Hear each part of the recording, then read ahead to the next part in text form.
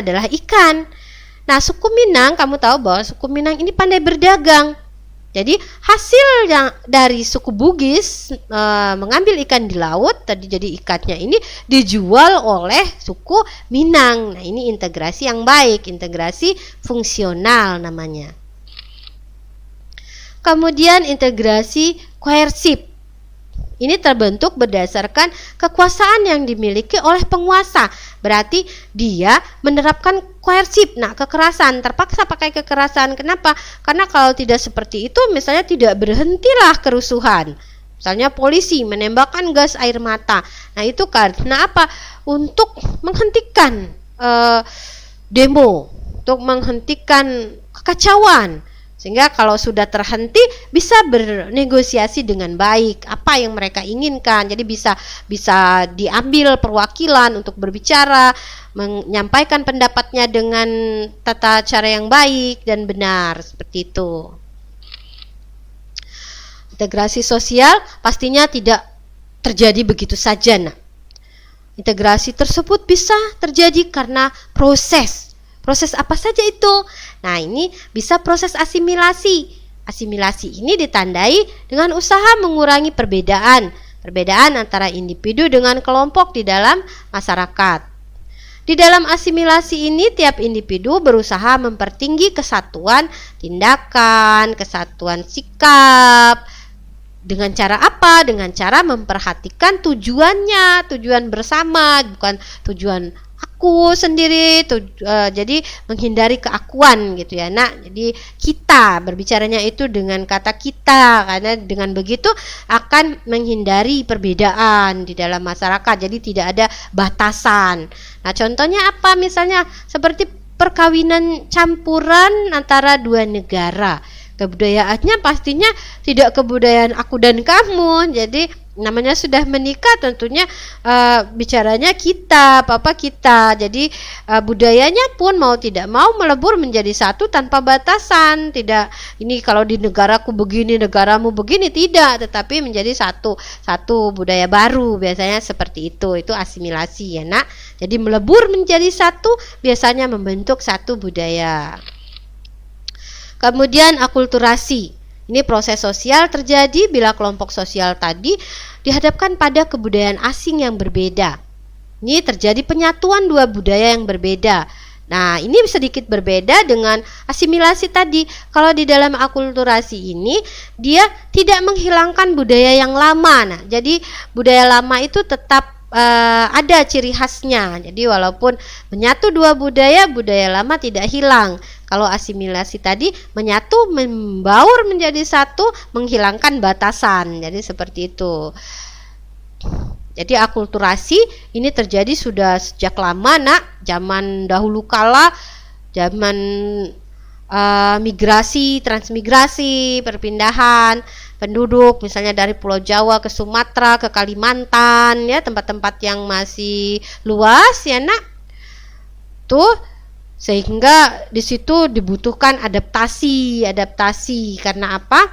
Budaya di tempat yang baru tentunya harus dipelajari dahulu, tidak langsung diterima begitu saja. Karena dilihat dulu kira-kira manfaatnya ini lebih besar atau tidak. Kalau memang bermanfaat, tentu kebudayaan asing itu bisa diterima dengan baik. Sebaliknya, kalau memang tidak bermanfaat, maka tentunya akan ditolak. Kebudayaan asing itu mudah diterima jika memenuhi beberapa syarat. Syaratnya pastinya seperti tidak ada hambatan geografis. Ini contohnya daerahnya itu mudah dijangkau, ada jalan, jembatan, jadi gampang ke sana sehingga orang itu bisa datang, kemudian bisa membawa budayanya, mengenalkan budayanya, begitu ya, Nak. Kemudian kebudayaan yang datang itu memberikan manfaat yang besar sehingga bisa diterima dengan cepat. Kalau dia manfaatnya lebih besar dari yang lama, biasanya orang menerima yang baru. Kemudian persamaan unsur budaya lama. Kalau dia sama unsur-unsurnya, maka semakin mudah diterima.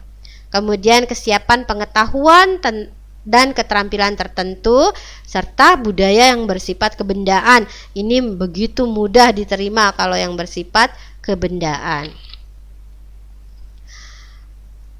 Ada banyak faktor pendorong integrasi sosial. Jadi integrasi sosial itu terjadi karena ada faktor yang mendorong seperti toleransi terhadap kelompok manusia dengan kebudayaan yang berbeda. Ketika sudah muncul rasa toleransi, maka integrasi sosial bisa lebih cepat terjadi. Kesempatan seimbang dalam ekonomi bagi berbagai golongan ini juga menjadi pendorong terjadinya integrasi sosial. Sikap saling menghargai budaya orang lain, sikap terbuka golongan yang berkuasa, ini pun bisa menjadi pendorong integrasi sosial. Begitu pula pengetahuan persamaan unsur-unsur budaya. Jadi kapan sudah tahu bahwa ada persamaan unsur-unsur kebudayaan, ini akan menghilangkan prasangka-prasangka yang ada. Karena apa? Karena sudah tahu bahwa sudah ada persamaan di dalam unsur-unsur kebudayaan yang akan dikenalkan. Kemudian perkawinan campuran, amalgamation. Kemudian terdapat musuh bersama dari luar. Karena ada musuh bersama tentunya akan kuat. Kenapa? Untuk menghadapi ancaman dari musuh tersebut. Gitu. Kemudian faktor yang mempengaruhi cepat atau lambatnya integrasi. Jadi integrasi itu bisa terjadi cepat, bisa pula terjadi dengan lambat. Karena apa? Tergantung faktor yang mempengaruhinya. Misalnya homogenitas kelompok, besar kecilnya kelompok, mobilitas geografis, serta efektivitas komunikasi.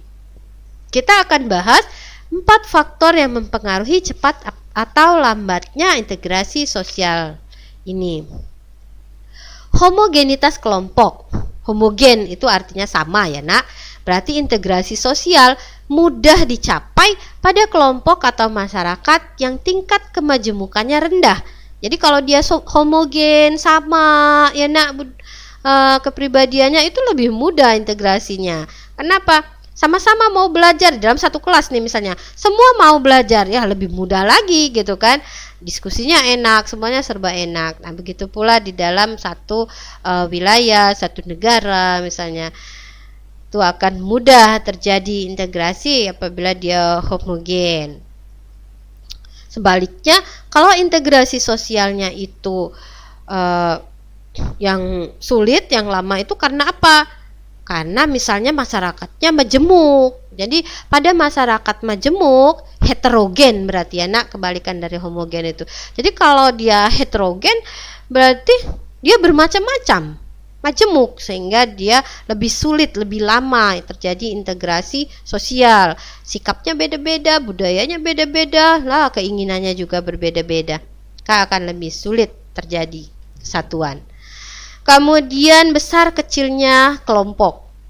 Kelompok kecil pastinya lebih homogen. Jadi tingkat majemuknya itu rendah, sehingga integrasi sosial lebih mudah dicapai. Komunikasinya lebih intensif, sehingga penyesuaian atas perbedaan dapat lebih cepat dilakukan. Sebaliknya kalau kelompoknya itu lebih besar dengan masyarakat yang lebih majemuk atau lebih beragam, maka tingkat integrasi sosialnya lebih sulit dicapai. Beda mengatur kelurahan sama mengatur kecamatan, lebih sulit tentunya yang kecamatan lebih luas. Mengatur negara tentunya lebih rumit lagi dibandingkan mengatur kelurahan. Jadi jangan terlalu banyak menuntut ya nak, karena tidak mudah mempersatukan sesuatu yang lebih luas. Kemudian mobilitas geografis. Ketika terjadi mobilitas geografis, anggota yang baru datang pastinya menyesuaikan diri. Mobilitas geografis, mobilitas itu gerak. Nah, geografis itu berarti kaitannya sama letak. Jadi orang yang berpindah tempat tentunya ini butuh penyesuaian, menyesuaikan diri dengan tempat yang baru. Makin sering terjadinya mobilitas geografis, banyak masyarakat datang, banyak yang pergi, maka akan semakin sulit integrasi sosialnya. Kenapa? Karena harus menyesuaikan kembali gitu. Jadi sementara semakin rendah mobilitasnya ini, maka semakin cepat terjadinya integrasi sosial, seperti di suku terasing. Itu kan terisolasi, jadi tidak banyak yang pergi, orangnya itu-itu saja, maka itu lebih mudah terjadi. Kemudian efektivitas komunikasi. Semakin efektif sebuah komunikasi, maka semakin cepat integrasi sosial tercapai. Kenapa? Ya, karena selalu berinteraksi, mengemukakan apa nih baiknya bagaimana gitu. Sementara semakin tidak efektif komunikasi yang berlangsung antara anggota masyarakat, maka makin lambat dan sulit integrasi sosial terwujud.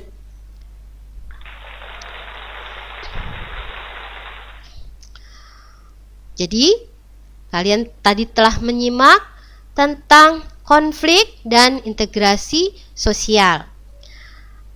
Semoga kalian memahami apa yang sudah Ibu jelaskan. Ketika kamu sudah mengetahui dampak negatif konflik, maka hendaknya kalian semua menghindari konflik. Bagaimana cara menghindarinya? Tentunya dengan menumbuhkan rasa saling menghargai perbedaan. Tingkatkan toleransi, dan ingat nak, bahwa konflik terjadi karena seseorang itu selalu ingin mencari pembenaran. Ingat, pembenaran berbeda dengan kebenaran. Pembenaran itu salah juga ingin dianggap benar. Nah, ini yang tidak baik. Maka kendalikanlah diri, jangan egois, jangan ingin selalu mencari pembenaran, tetapi berusahalah untuk memahami orang lain. Kita cari kebenaran, bukan pembenaran. Dan ingat, satu sikap baik adalah berusaha meninggalkan perdebatan. Ingat, Allah akan menjanjikan tempat yang baik di surga bagi yang mampu meninggalkan perdebatan. Jadi masa kamu tidak mau tepi taman surga, ya kan, tempat yang baik bagi orang-orang yang selalu menghindari perdebatan, mampu meninggalkan perdebatan. Jadi tinggalkanlah perdebatan, bukan berarti tidak mau menyampaikan